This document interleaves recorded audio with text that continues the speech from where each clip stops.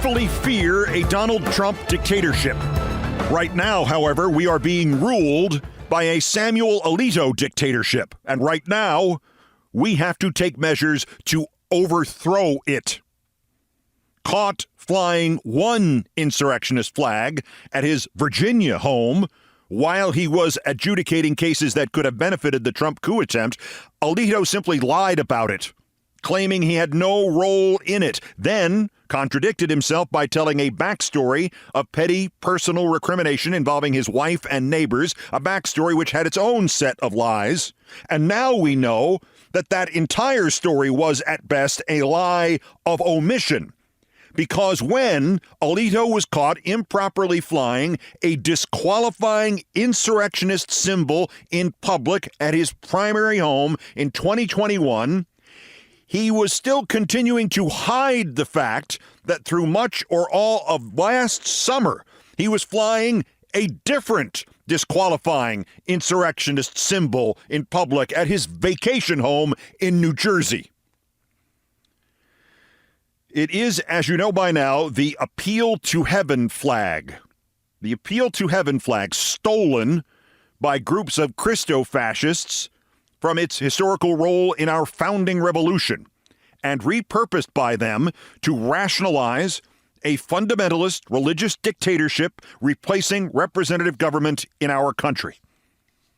As the New York Times noted in reporting this story, quote, the phrase appeal to heaven comes from the 17th century philosopher John Locke, who wrote of a responsibility to rebel, even use violence to overthrow unjust rule.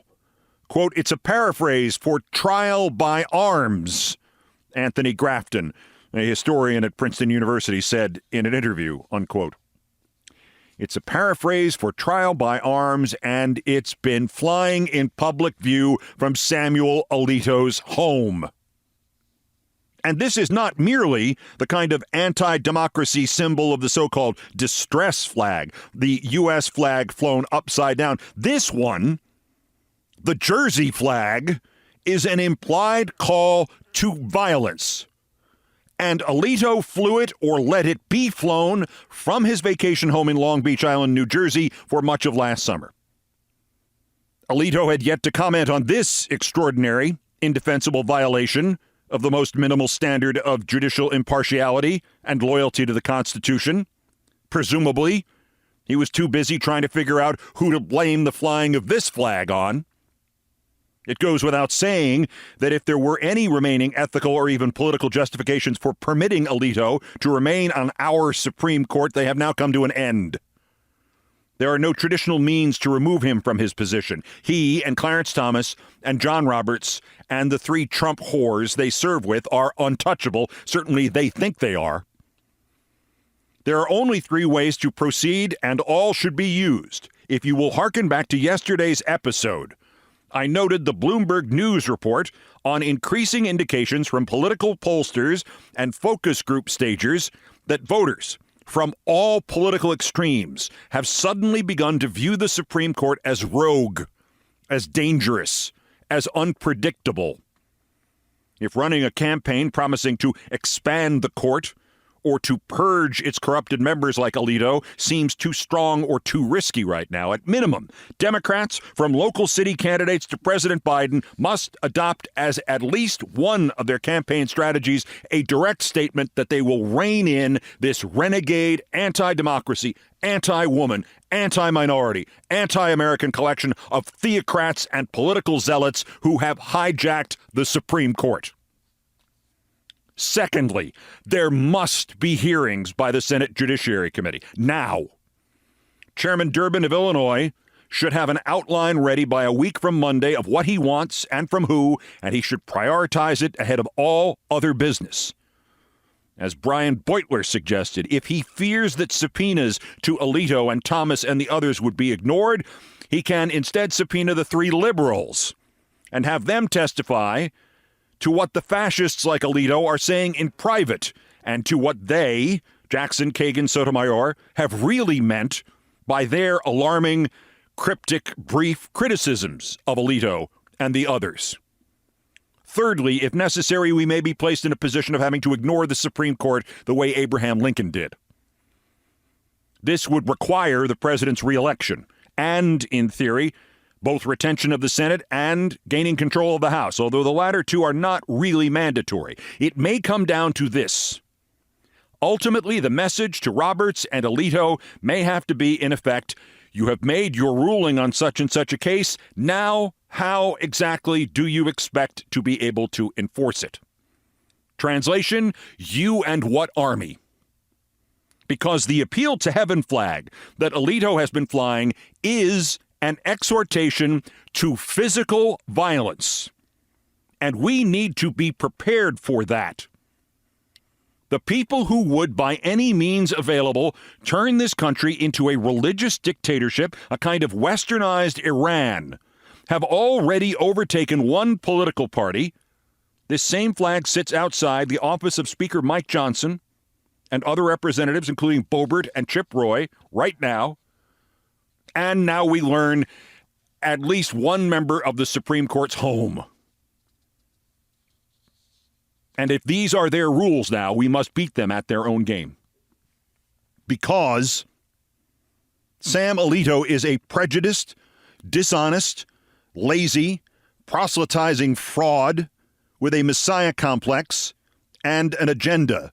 An agenda not to serve the law, not the democracy, not the nation, but his own religious beliefs.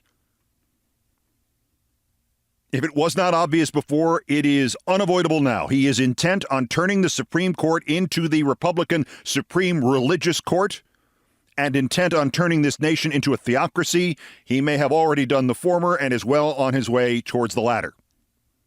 He had revealed this bit by bit for years. Then in 2022, he pretty much stopped pretending. Quote, it goes without saying that everyone is free to express disagreement with our decisions and to criticize our reasoning as they see fit, Alito said then in response to a stark but actually mild reality check from Justice Elena Kagan. But saying or implying that the court is becoming an illegitimate institution or questioning our integrity crosses an important line. Of course, Alito and this court already had no integrity left to be questioned, and this was before we found out about his flag collection. In 2020, 67% of this country said it had a great deal or fair amount of trust in the Supreme Court. Last year, the number was still at about 54%. It is now 47%. The court's job approval in 2020 was 58%. It is now 40%. The political majority has not changed on the court since 2020. Indeed, it has not changed since 1970. The citizens of this country have not been the ones who politicized their view of the court. Mr. Alito and the frauds with whom he sits have politicized the court beyond this nation's ability to withstand it anymore. And it is Alito and the frauds with whom he sits who have now substituted the Bible for the Constitution. The very worst moments, said Justice Kagan of the court's history, have been times when judges have even essentially reflected one party's or one ideology's set of views in their legal decisions. The thing that builds up reservoirs of public confidence is the court acting like a court and not acting like an extension of the political process. If, over time, the court loses all connection with the public and with public sentiment, that is a dangerous thing for democracy. It would be nice to have Justice Kagan questioned, forced to speak on the record in front of the Senate as to exactly what caused her to say that. You already know, I think, of Sam Alito's speech in Rome, July 2022, at the Notre Dame Religious Freedom Summit, which, as with most religious conferences, was misnamed and was actually the Notre Dame Religious You Have No Freedom But to Obey Us Summit. You may have heard him mock the world leaders who were appalled by the court's dishonest overturn of Roe v. Wade, with its reliance on the legal wisdom of a judge who used to oversee the hanging of witches. You may have heard Alito bash secular values and the, quote, new moral code. You probably, though, did not hear him tell the following meaningless anecdote and tell it with the gravity of someone who has just watched the burning of, I was going to say the Constitution, but obviously I really mean, in Alito's case, somebody who's just watched the burning of something sacred. The appeal to heaven flag. I'm reminded of an experience I had a number of years ago in a museum in Berlin. One of the exhibits was a rustic wooden cross. A young, an affluent woman, a well-dressed woman, and a young boy were looking at this exhibit, and the young boy turned to the woman, presumably his mother, and said, "Who is that man?" That memory has stuck in my mind as a harbinger of what may lie ahead for our culture. Alito believes it is his job. It is the job of an American judge. It is the job of the Supreme Court. It is the job of the United States of America to force citizens to be able to identify a man who may or may not have ever existed, to also force them to honor the businesses that have built themselves into world-influencing corporations by attributing quotes to this potentially fictional character, and to force us to defer to the interpretations of this man who may or may not have ever lived about what the laws of the United States of America should be and who the president of the United States of America should be, and if we should have a president of the United States of America, or if a king or dictator would be better for the Catholic Church. There is one last vital point about what Samuel Alito said and the danger it represents and the necessity for action that it causes. When Alito said questioning the court's integrity, quote, crosses an important line, what does he mean? What does he believe should be done after that line is crossed? As he seemed to say, Kagan had crossed it. I believe the answer is far more ominous than is currently being realized. 2 years ago next month, I tweeted, and forgive the self-quote, it has become necessary to dissolve the Supreme Court of the United States. The first step is for a state the court has now forced guns upon to ignore this ruling. Great, you're a court? Why and how do you think you can enforce your rulings? Ignore the court. A few days later, Senator Marco Rubio of Florida retweeted my remarks and added, it is a federal offense to incite rebellion or insurrection against the authority of the United States or the laws thereof. First, I thought he meant it for Trump to read and just got the name wrong. What Rubio, in fact, all but said there, what Alito has opaquely danced around when asserting that questioning the court's integrity crosses an important line, is that they intend not just to complete the job of corrupting the Supreme Court and using it to convert this nation into a theocracy, and not just to suppress criticism of a corrupt, prostituted Supreme Court, but to criminalize criticism of the court. If Marco Rubio could look at a tweet from some guy calling for states to ignore court rulings, which, by the way, is one of the core values of his Republican Party and which was bracketed historically, we now find out, by Justice Alito hanging one insurrectionist flag at one of his homes and a worse flag at another one of his homes. If Rubio could look at that and imply that I am guilty of inciting rebellion and insurrection by tweeting, then unfortunately we have to take Alito's referencing to saying or implying that the court is becoming an illegitimate institution or questioning our integrity crosses an important line, not as a defensive, holier-than-thou spasm, but as a threat.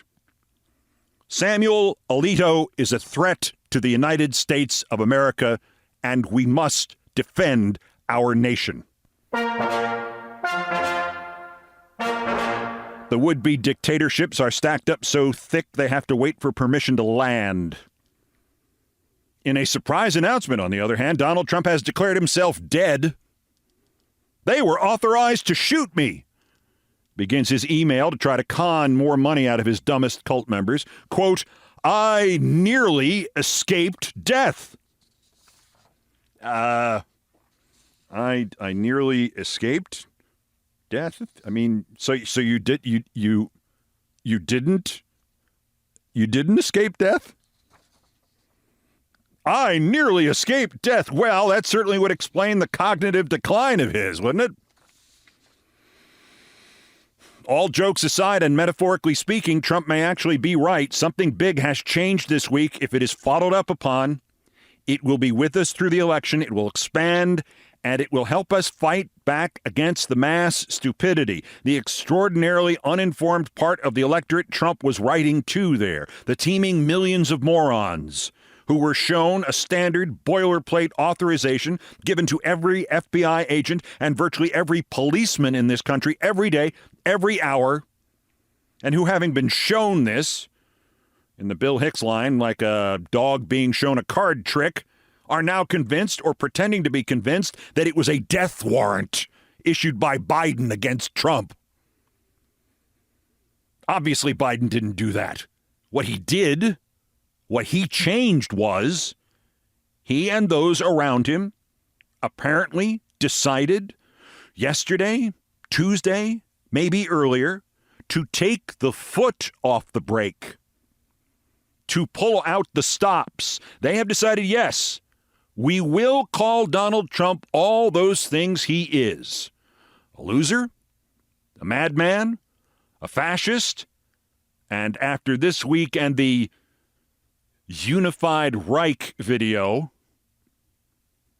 an anti-Semite. Is this on his official account? Wow. A unified Reich?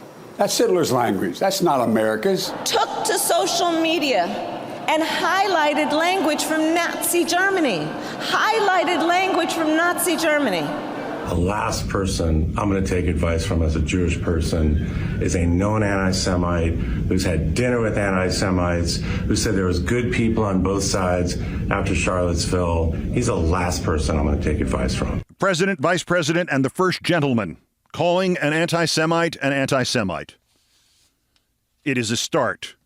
Those are the terms that must be used about Trump every day from now to the election. Every day. Do not get caught up in the, well, they only reposted the work of a fan fiction guy using a cheap online template. It turns out that cheap online template that spewed out the unified Reich filth could have been easily reset to not include those words and to replace them with any other words in human communication. Trump reposted it. Unified Reich. And it's not a month since Trump had boasted that only he and Dan Scavino are permitted to post on his account. This talk of some staffer doing it without checking is a typical Trump lie. Trump reposted it because he wants his cult to know he remains the same anti-Semite he was 6 months ago and 16 months ago and 30 years ago. He goes through this every month, so they don't have any doubts about him. We go through this every month, and inexplicably, we continue to try to manufacture doubts. He's a Nazi. Trump plays your roundup of the great anti-Semitic hits. He has insisted repeatedly that American Jews, quote, have to get their act together before it is too late. He has repeatedly pushed the calumny that Jews are loyal to Israel and not to the United States. At the White House on Hanukkah, he referred to your country. He meant Israel. He had dinner with the avowedly anti-Semitic Nick Fuentes and Kanye West. He praised Hitler to former Chief of Staff John Kelly, and of course the Vanity Fair article from 1990. Quote, Ivana Trump told her lawyer that from time to time her husband reads a book of Hitler's collected speeches, which he keeps in a cabinet by his bed. Which was confirmed by the former chief of Gulf and Western and Paramount, Marty Davis, who gave Trump that book. This is not a complicated calculation. If Trump determined today that he could get elected by beginning a full-fledged attack on Jewish people, Jewish influence, whatever, he'd do it. When we speak of him as having the soul of a mass murderer, that's what we mean. People do not have any actual value to him. Reenact the Holocaust in whole or in part to get reelected, to stay out of jail? Of course he'll do that. And 2, any group you could name. If he became convinced that he could regain the White House by rounding up and killing all the left-handed people, he would do it. In March of this year, he introduced whole new Hitler ploys.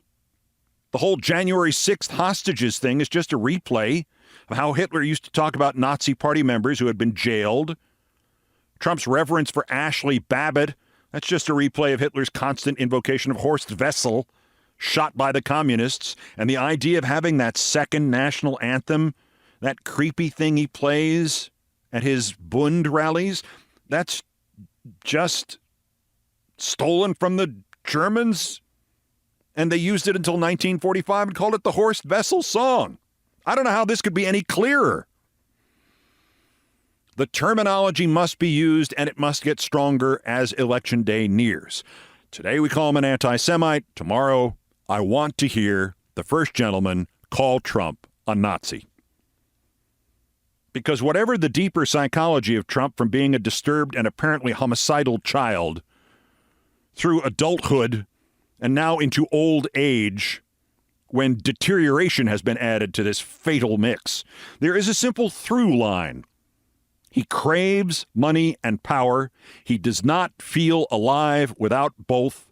Everything and everyone else he pretends to like and love, he does so because he believes it or they can get him money and power. There are no other genuine emotions. If he could win the election by imprisoning America's Jews, he'd do it. If he could win the election by forcibly converting the Gentiles to Jews, he'd do that. In fact, he'd do them both one day after the other, if that would work. And therein lies the ultimate danger of Trump's particular version of anti-Semitism and why he must be called on it every day. It is actually amoral. He can switch it on or off as the moment requires. Today, he is defending Jews and claiming his political opponents are attacking them and endangering their country. Tomorrow, he will again be insisting that they are endangering him by being loyal to their country.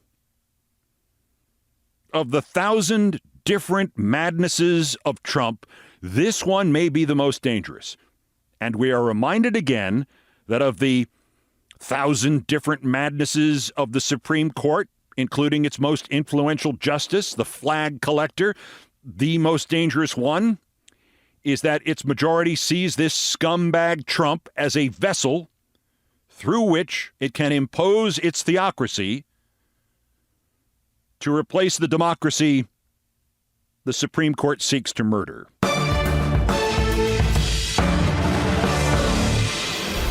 Also of interest here, Jim Jordan says something stupid about Alito and Thomas, but it's actually funny, and God damn it, we could use some funny right about now. That's next. This is Countdown. This is Countdown with Keith Olbermann.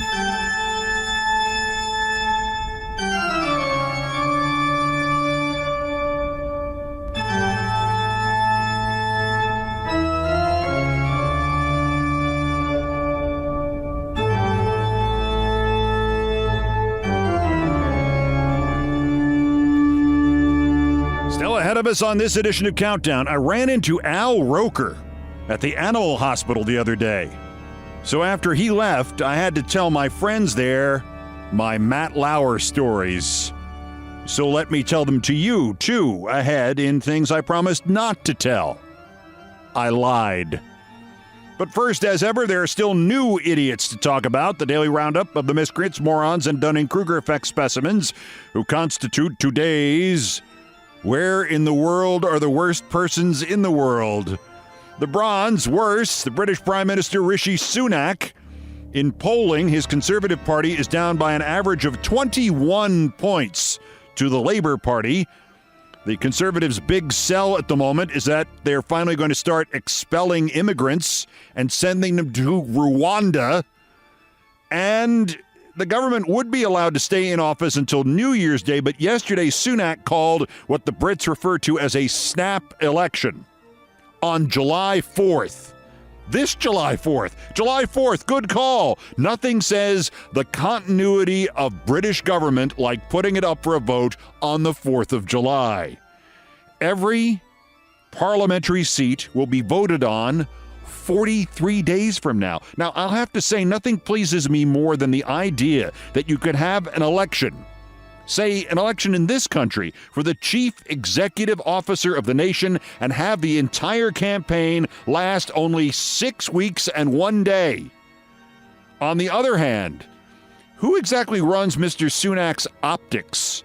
He bounded out of number 10 Downing Street to a famous outdoor podium to announce the election, and within seconds, sirens from police vehicles driving by drowned him out. And that was meant metaphorically. Then came the literal part. That's when it started to rain. It rained so hard, so fast that water collected in tiny puddles on the Prime Minister's suit. Somebody somewhere then promptly turned on a rival public address system and played a song called "Things Can Only Get Better." Earlier today, I spoke with His Majesty the King to request the dissolution of Parliament. The King has granted this request, and we will have a general election on the 4th of July. This election will take place at a time when the world is more dangerous than it has been since the end of the Cold War. The crack BBC correspondent Luxmi Gopal reports that was "Things Can Only Get Better" by a Northern Ireland group called D Ream from 1994. I guess that was the ultimate message for the poor Prime Minister, since as he finished his message and turned his back on the cameras and went back inside number 10, he did not slip on the soaked street and do a faceplant. But for goodness sakes, how bad are things there? Can't you buy this man a weather app? And what did he find waiting for himself indoors? Reports that his Conservative members of Parliament are now planning to try to oust him as party leader and thus as Prime Minister before the election 43 days from now, because he called the election 43 days from now. I'd just like to add this: Liz Truss, tanned, rested, and ready. The runner-up worser, Larry Hogan, the lame duck governor of Maryland, running for the Senate, a reasonable Republican, but still just a Republican, i.e. a liar.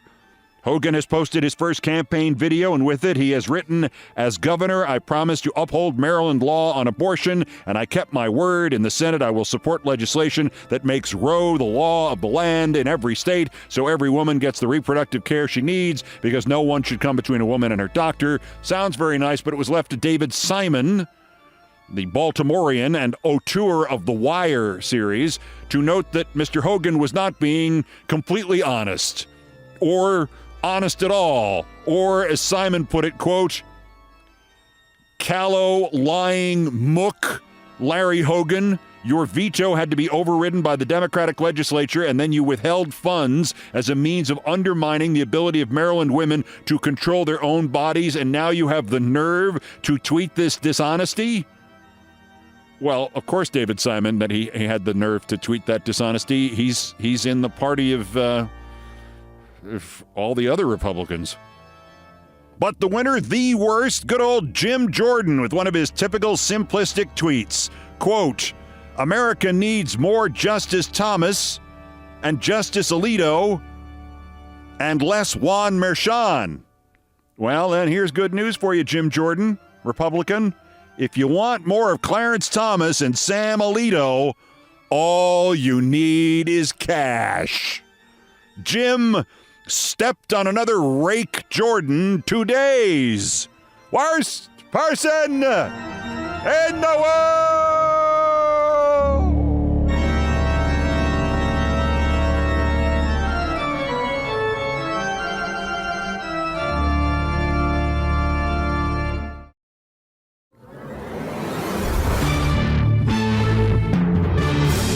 To the number one story on the countdown, and my favorite topic, me and things I promised not to tell. And somebody asked me the other day, whatever happened to Matt Lauer? And I said, I don't know, but I hope it was unpleasant. If the name Matt Lauer is remembered at all today, it is for two facts. One, that he was the face of NBC News until November 29th, 2017, when the network suddenly announced there were credible allegations against him of sexual misconduct and that he had been fired effective immediately. And two, the lesser-known fact that everybody at NBC knew he was an evil figure who dominated all of management at 30 Rock and in many cases coerced them into looking the other way, despite decades of abuse of women employees and of bullying and retribution against male employees, including other people on TV. This was so well known inside NBC News that even some of us who had left and had been gone for years knew in advance he was to be fired. I found out like 4 days before it happened. And much of the bad conduct, at least the bad conduct in the office involving the male employees, I saw happen in real time. When I returned to NBC in February 2003, I was one of Lauer's favorites for some reason. My show, Countdown, was the last program he watched before he went to sleep, or maybe more correctly, before he went to bed. He used to do these moronic "Where in the World is Matt Lauer" segments in which he created video clues as to his whereabouts that would run on the Today Show. And one day, one of his producers called and said Lauer was such a fan of Countdown, he wanted to do a special clue just for Countdown. Well, we had like 200,000 viewers a night. We took whatever we could get. Some free Matt Lauer? Sure. By the way, I was reminded recently that one MSNBC wag used to answer that rhetorical question, "Where in the world is Matt Lauer?" by answering, "In the bedroom of somebody else's wife." Anyway, Lauer. If you think the Republicans' ability to turn any tragedy into a political issue is something new, or that television's ability to turn any tragedy into ratings is something new, or that Matt Lauer's ability to make anything worse was something new, consider the case of Terri Schiavo. Terri Schiavo was a woman in Florida, 26 years old, struck by cardiac arrest. It did not kill her, but it left her in a living nightmare. She was in a, quote, persistent vegetative state, not brain dead, but neither was she conscious, and worse. Her eyes were open, and her head moved constantly and involuntarily and in a regular pattern. Her parents, I guess understandably unwilling to accept this terrible fate, quickly discovered that if you moved a balloon through her hospital room, Terri Schiavo's head and gaze would seem to follow the balloon. Unfortunately, if you did not move a balloon through her hospital room, Terri Schiavo's head and gaze would still follow the same exact path as it did when there was a balloon. Her husband, Michael, spent 7 years in the courts trying to get his wife's feeding tube removed and thus release her and him and everybody in the family from this living hell. And her parents fought him. And finally, in 2003, the parents went public. They showed video of their daughter, her head following that balloon around the hospital room. They contacted every politician who would take their call. The Republican leader in the Senate, Dr. Bill Frist of Tennessee, a heart surgeon, said on the Senate floor that of course he could not diagnose a patient just from a videotape. And then he proceeded to diagnose a patient just from a videotape. He said on the Senate floor she should not be taken off life support. The Schivos eventually got Republicans to pass a bill in the House and Senate, taking her case away from the Florida courts and putting it into the federal courts. And President George W. Bush actually flew back from vacation in Texas to Washington just to sign that law. On camera, of course. This was a topic for all of tabloid television and for all of tabloid television that pretends it is not tabloid television, like the Today Show. And it went on for months. Eventually, there was a pack of guests willing to appear on your show and imply cleverly that Michael Schiavo had caused his wife's vegetative state and was now trying to, quote, finish the job. From my own network, Joe Scarborough, who had been a lawyer, put on Terri Schiavo's brother and sister, and they both implied there was, quote, foul play. Joey Scars put it this way, I am quoting him. They can attack every last person who is trying to save this young woman from starvation, but in the end, Americans shocked by this macabre chapter in American politics will see the Democrats as the party on the side of death and see George Bush as the defender of defenseless, unquote. Joe Scarborough, MSNBC. Joe Scarborough is a jackass and a fraud. If you watch his show, you are getting hustled. If you go on his show, there's another word for that. Anyway, finally, sanity prevailed. A court ordered the feeding tube removed in March 2005. 2 weeks later, Terri Schiavo died. The autopsy showed her brain was half its normal size. It had been irreversibly damaged 15 years earlier. There were no signs of physical trauma, not the slightest indication of foul play. In January of 2006, I got a phone call. It was Michael Schiavo. He said, rather matter-of-factly, that he had tried to avoid watching as the tragedy he and his wife endured was turned into a multi-network soap opera, but he found that there was one reporter who tried to balance the hysteria and to treat him fairly, and that was me, and he wanted to know if I wanted to be the first person to interview him. Nothing fancy, he said. This guy, Matt Lauer, he said, had been calling him once a week and wanted to walk with him on the beaches of Florida and do a 3-hour interview for Today and Nightly News and Dateline and MSNBC. Michael Schiavo didn't want to do any of that, and he didn't like Matt Lauer at all. And he was thinking if he had to sit down with one of the celebrity interviewers, it would probably be Diane Sawyer, but he hadn't made up his mind yet. What Michael Schiavo wondered was if he could just go to a studio in Tampa one morning before work and have me go to a studio in New York and I could interview him remotely. Well, naturally, I said yes. So on February 1st, 2006, I got up way earlier than usual. I went into 30 Rock. I got into a studio. I taped an interview with Michael Schiavo. Bluntly, he was as dull an interviewee as I could imagine, and my questions were deliberately not hysterical, but it was a good factual interview.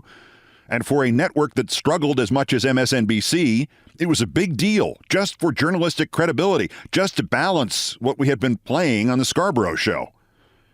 Everybody at NBC News knew we were doing it. We recorded it at NBC News using NBC News control rooms and videotape. Everybody knew, including the president of NBC News, Steve Kappas, and the executive producers of Today, Nightly News, Dateline, all of whom were interested in using clips of the interview. After I finished, I went and visited the executive in charge of MSNBC in his office at 30 Rock. Then I went home and I took a nap before I went into MSNBC in the late afternoon to prepare my 8 p.m. show. When the phone rang there, it was Steve Kappas, president of NBC News. Look, you've interfered with the Today Show's long-standing plans and commitments. We have signed contracts with Michael Schiavo. Matt Lauer is furious. But I understand Schiavo offered you this interview, so you couldn't have known how you were violating the Today Show and Matt. I pointed out that Schiavo had said specifically that he had not signed anything with anybody. The president of NBC News ignored this. Here's the offer Matt and I will make you. You don't run the interview tonight. We will run a segment of it tomorrow on Today, giving a full plug to Countdown. Then tomorrow night you can run a 4-minute segment. The rest of your interview can run, and I think despite what you've done to us, your interview should run after Matt Lauer's does, sometime next month. I think this is a great idea since Matt wants me to fire you. I said this was the dumbest thing I had ever heard, which was saying a lot since I had spent nearly 3 years working at Fox. There was nothing about our interview that risked Matt Lauer's prospects of getting his own interview. In fact, it probably increased them. I could now pitch Michael Schiavo on Lauer's behalf. Michael Schiavo did not like Lauer. On the other end of the phone, Kappas gasped. Doesn't like Lauer? Don't say that! But to bury our interview for a month was crapping all over MSNBC and me and Michael Schiavo, and journalistically it was indefensible, and it made me feel like walking out. Steve Kappas, whose later boss at NBC, told me that she fired him for telling her that he would never take orders from a woman, began to scream, as I noted at the time in my diary, like a 12-year-old. I offer you a way out and not getting fired and not get Matt Lauer on your ass, and you threaten to quit? I pointed out that I had not threatened to quit. I told him that if there really had been a contract with Michael Schiavo, even if he had not mentioned it to me, any of the 100 NBC executives who had known about my interview with Michael Schiavo for like a week would have. I had even sent Brian Williams a note asking if there were any specific questions he wanted me to ask Schiavo so he could use a clip on NBC Nightly News. Somehow, Kappas began to scream again in an even higher-pitched voice. Matt Lauer advises me to simply kill your interview with Michael Schiavo, and I'm trying to find a way out for you. You start bringing up ancient history from a week ago? He really said that. Ancient history from a week ago. I said, why don't we do it this way? We run a 30-second clip tonight. The Today Show runs whatever it wants to tomorrow. Then we run the rest of the interview tomorrow night and the night after. Well, Kappas resumed screaming. So let me see if I got this straight. Matt Lauer is incensed over you stepping in on his interview. I'm offering you publicity on the Today Show and not getting fired, and your answer is we're going to run 17 minutes of it? I'm so impressed with your professionalism, Keith. I will always remember how cooperative you were. Fine, you do whatever you want, Mr. Professional.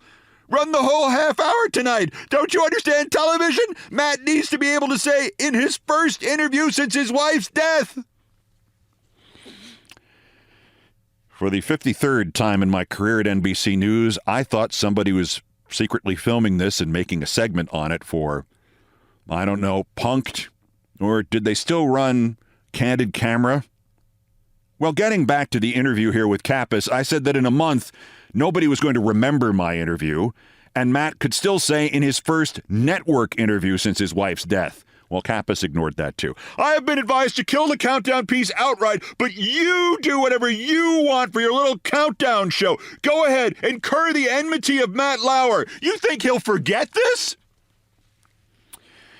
Over the next 2 years, Matt Lauer hired away 2 of my producers, then made a supposed peace offering by running a segment that was to be produced by my show every Friday on the Today Show that required 2 of my producers to stay up all night editing and thus not work on my show on Friday.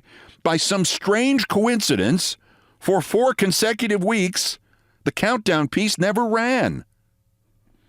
It was just more petty revenge. The Today Show also booked me as a guest 4 times, canceled all 4 times, once the morning of my interview, as I was shaving to go in and do the interview.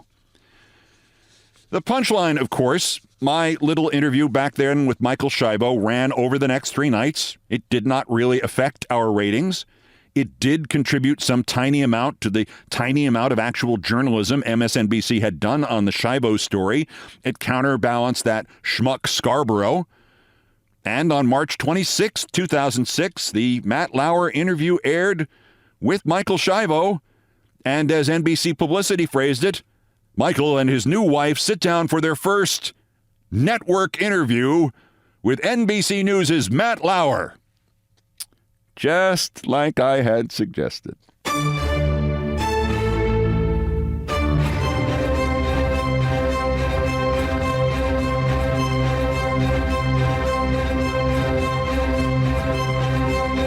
I've done all the damage I can do here. Thank you for listening. Countdown musical directors Brian Ray and John Philip Chanel arranged, produced, and performed most of our music. Mr. Ray was on the guitars, bass, and drums, and Mr. Chanel handled orchestration and keyboards, and it was produced by TKO Brothers. Other music, including some of the Beethoven, arranged and performed by No Horns Allowed. The sports music is the Olberman theme from ESPN2. It was written by Mitch Warren Davis. It appears courtesy of ESPN. Our satirical and pithy musical comments are by Nancy Faust, the best baseball stadium organist ever. Our announcer today was my friend Kenny Mayne, and everything else was pretty much my fault.